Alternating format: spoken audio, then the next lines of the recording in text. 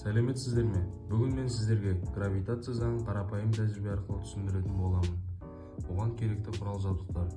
Бізге кез келген дене керек болады. Біздің жағдайымызда бұл кілт және жіп және қайшы керек болады.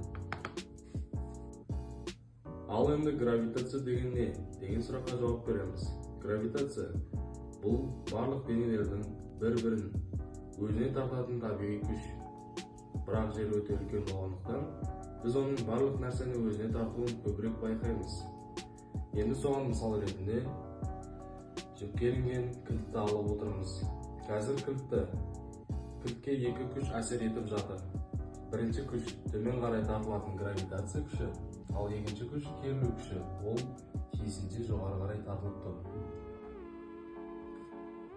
Енді мен жіпті қырқатын болсам, кілт төмен қарай құлайды.